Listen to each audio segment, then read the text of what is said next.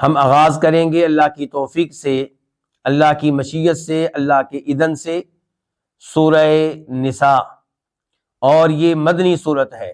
مدنی ہونے کا مطلب یہ ہے کہ یہ ان صورتوں میں سے ہے جو آپ علیہ الصلوۃ والسلام کے مکہ سے مدینہ ہجرت کرنے کے بعد نازل ہوئی ہیں۔ تو جو صورتیں ہجرت کے بعد نازل ہوئیں انہیں مدنی کہا جاتا ہے، چاہے وہ مکہ میں نازل ہوں، لیکن زمانہ کون سا ہے؟ مدنی زمانہ۔ اور جو صورتیں ہجرت سے پہلے نازل ہوئیں انہیں کیا کہا جاتا ہے؟ مکی۔ تو یہ صورت کون سی ہے؟ مدنی ہے۔ اور ایک صحیح حدیث ہے جس میں سیدہ عائشہ فرماتی ہیں کہ سورہ نساء جب نازل ہوئی تو میں آپ کے پاس تھی، یعنی کہ میری آپ کے ساتھ شادی ہو چکی تھی، اور ان کی شادی آپ کے ساتھ کہاں ہوئی ہے؟ مدینہ میں ہوئی ہے۔ نکاح تو مکہ میں ہو گیا تھا لیکن شادی کہاں ہوئی ہے؟ مدینہ میں۔ تو اس کا مطلب یہ ہے کہ یہ مدنی صورت ہے۔ بسم اللہ الرحمن الرحیم۔ یا ایھا الناس، اے لوگو، اتقو، تم ڈرو۔ اور یہ آیت جو بھی ہم پڑھنے لگے ہیں میں آپ کی مزید توجہ چاہوں گا اس لحاظ سے کہ یہ ان 3 آیات میں سے ایک ہے جو نکاح کے موقع پہ پڑھی جاتی ہیں۔ آپ کا یا تو نکاح ہو چکا ہے یا انشاءاللہ ہونے والا ہے۔ تو اگر ہو چکا ہے تو آپ کو پتہ ہونا چاہیے کہ آپ کے نکاح کے موقع پہ یہ آیتیں پڑھی گئی تھیں، اور اگر نہیں ہوا، اللہ کرے کہ کسی اچھی جگہ ہو جائے، تو آپ کے نکاح کے موقع پہ یہ آیتیں پڑھی جائیں گی، اور اس وقت مولانا صاحب شاید اس کی وضاحت نہ کریں، تفسیر نہ بتائیں، مطلب نہ بتائیں، تو ابھی دھیان سے سن لیں۔ اور پھر یہ 3 آیتیں وہ ہیں جو خطبہ جمعہ کے موقع پہ خطیب صاحب پڑھتے ہیں۔ تو اس کا مطلب یہ ہے کہ 3 آیتیں بہت اہمیت رکھتی ہیں۔ تو یا ایھا الناس، اے لوگو، اتقو، تم ڈرو، ربکم، اپنے اس رب سے، الذی، جس نے، تو اس کا ترجمہ کہاں سے پیدا ہوا؟ موصوف صفت سے، کیونکہ ربکم کے بعد آگے کیا آ رہی تھی؟ صفت۔ ترجمہ کیا پیدا ہو گیا؟ اس۔ تو تم ڈرو اپنے اس رب سے، الذی، جس نے، خلق، پیدا کیا ہے، کم، تمہیں، من نفس واحدہ، ایک جان سے۔ کون؟ آدم علیہ السلام۔ سب لوگ آدم علیہ السلام کی اولاد ہیں، اور اس میں یہ پیغام ہے کہ تکبر کس بات کا؟ کاسٹ کے اوپر، برادری کے اوپر تکبر کیوں؟ اوپر جا کر سارے آدم علیہ السلام کی اولاد ہیں۔ وَخَلَقَ، اور اس نے پیدا کیا، کس نے؟ اللہ تعالیٰ نے، منہا، اس سے، کس سے؟ اس ایک جان سے، یعنی کہ آدم علیہ السلام سے اس نے پیدا کیا، اس ایک جان سے، زوجہا، اس کی بیگم کو، اس کی وائف کو، اور وہ کون ہے؟ ہاں جی، حوا۔ اور یہاں پہ اللہ نے بتا دیا کہ حوا جو ہیں وہ پیدا ہوئی ہیں آدم علیہ السلام سے۔ کیسے؟ تفصیلات حدیث میں اتنا آیا ہے کہ ان المرأة خلقت من ضلع، کہ عورت پیدا ہوئی ہے پسلی سے۔ اس کا مطلب یہ ہے کہ اماں حوا کہاں سے پیدا ہوئی ہیں؟ آدم علیہ السلام کی پسلی سے۔ میں حدیث مکمل کر دوں کہ آپ علیہ السلام نے فرمایا کہ عورت پیدا ہوئی ہے پسلی سے، اور پسلی میں سب سے ٹیڑھا حصہ پسلی کا وہ ہوتا ہے جو اوپر ہوتا ہے۔ اگر آپ اس کو ٹھیک کریں گے تو وہ ٹوٹ جائے گا، اور اگر آپ نے اس پسلی کو اپنے ساتھ لے کر چلنا ہے تو اسی ٹیڑھے پن کے ساتھ لے کر چلنا ہوگا۔ اگر آپ اس کو سیدھا کرنے کی کوشش کریں گے تو پسلی ٹوٹ جائے گی۔ تو دوسری حدیث میں وضاحت آئی ہے کہ یہاں پہ توڑنے سے مراد یہ کہ طلاق ہو جائے گی۔ تو مرد عورت جب ان کی شادی ہوتی ہے، ظاہر ہے کہ آپ کی طبیعت اور ہے، مزاج اور ہے، اس کی طبیعت اور ہے، اس کا مزاج اور ہے۔ اللہ تعالیٰ نے عورت کو حکم دیا ہے کہ خاوند کی اطاعت کرے، اس کا آرڈر مانے، اور مرد کو کہا ہے کہ رہائش فراہم کرنا، لباس فراہم کرنا، کھانا فراہم کرنا تمہاری ذمہ داری ہے۔ ہر ایک کو اپنے حقوق ادا کرنے چاہیے۔ مرد کے لیے اس حدیث میں اضافی پیغام ہے، اور میں گزارش کر دوں کہ یہ حدیث عورت کے فائدے کے لیے اللہ کے رسول نے بیان کی ہے، اس کو نقصان پہنچانے کے لیے نہیں، اس کا مذاق اڑانے کے لیے نہیں۔ فائدہ کیا؟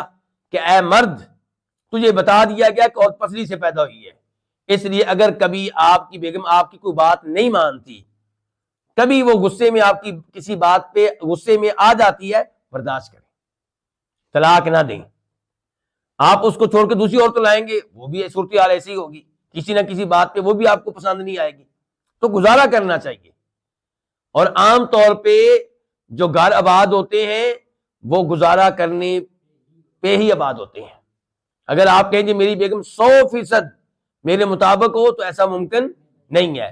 اور عورت بھی اگر سوچے کہ میرا خاوند 100% ویسا ہو جیسا میں چاہتی ہوں تو یہ بھی ممکن نہیں ہے. تو فرمایا وخلق، اللہ نے پیدا کیا مینا اس سے، کس سے؟ اس جان سے، آدم علیہ السلام سے، زوجہا ان کی وائف کو، وبثا اور اس نے پھیلا دیے، کس نے؟ اللہ تعالیٰ نے، منہما ان دونوں سے، آدم علیہ السلام اور ان کی وائف سے، کیا پھیلا دیے؟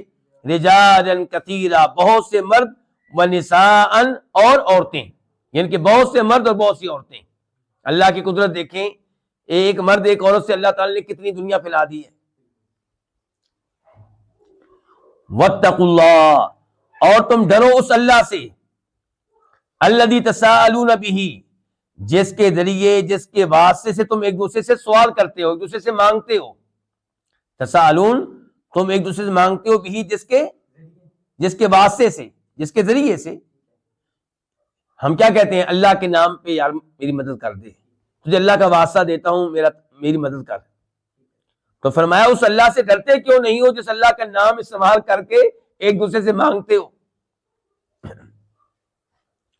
والارحام، اور تم ڈرو بچو، کس سے؟ الارحام، رشتہ داریوں سے، رشتوں سے. رشتہ داریوں سے ڈرو بچو، کیا مطلب؟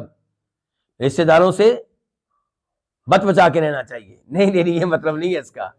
مراد یہ ہے کہ رشتوں سے بچو، یعنی کہ رشتوں کے معاملے میں احتیاط سے چلو، رشتے توڑنے نہیں ہیں، رشتہ داریاں خراب نہیں کرنی، رشتہ داروں کے ساتھ تعلقات قائم کرنے ہیں، رشتہ داریوں کو ٹوٹنے سے بچاؤ. والارحام، یہ رحیم ان کی جمع ہے. اور یہاں پہ حدیث بھی ہے بخاری شریف کی کہ لا يدخل الجنت قاطع، رشتہ داری توڑنے والا جنت میں نہیں جائے گا.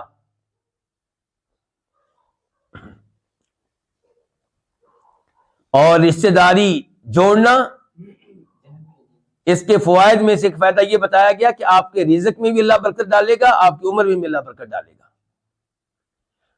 تو رشتہ داریوں کو قائم کرنے کی کوشش کرنی چاہیے اور ان کی زیادتیاں برداشت کرنے کی کوشش کرنی چاہیے.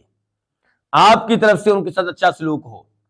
اس کا مطلب یہ نہیں ہے کہ آپ ان کو ہر وقت اپنے گھر میں داخل کیے رہیں گے، مطلب نہیں ہے اس کا. مراد یہ کہ جب ان پہ مشکلات آئیں تو آپ ان سے تعاون کرنے کی کوشش کریں. بیمار ہے تو اس کی عیادت کریں، فوت ہو گیا اس کے جنازے میں جائیں، اور کسی مشکل میں پھنسا ہوا ہے آپ اس کی مشکل کو دور کرنے کی کوشش کریں. ان اللہ کان علیکم رقیبا، بے شک اللہ تعالی کانا ہے، علیکم تم پہ، رقیباً خوب نگہبان، اچھی طرح نگہبان ہے. کیا مطلب نگہبان ہے؟ کہ اللہ تمہاری ایک ایک حرکت کو دیکھ رہا ہے، تمہاری کوئی بھی چیز اللہ تعالیٰ کے علم سے باہر نہیں ہے. اور اللہ تعالیٰ نگہبان ہے، ہر ایک کو دیکھ رہا ہے. اس کی ایک مثال وہ حدیث ہے جس میں فرماتے ہیں نبی علیہ الصلوۃ والسلام کہ اللہ کی عبادت کیسے کرنی ہے؟ ان تعبد اللہ کأنک تراہ فإن لم تکن تراہ فإنہ یراک، کہ آپ اللہ کی عبادت ایسے کریں گویا کہ آپ اللہ کو دیکھ رہے ہیں. گویا کہ دیکھنا ممکن نہیں ہے، لیکن عبادت کا انداز اتنا زبردست ہو گویا کہ اللہ آپ کے سامنے ہے اور آپ اللہ کی عبادت کر رہے ہیں. فرمایا اگر اس درجے تک آپ نہیں پہنچ سکے، آپ کے ایمان کا لیول اتنا مضبوط نہیں ہے، تو اس بات کا تو آپ کو یقین ہونا چاہیے کہ اللہ آپ کو دیکھ رہا ہے. یہ ہے ان اللہ کان علیکم رقیبا، بے شک اللہ تعالیٰ تم پہ خوب نگہبان ہے.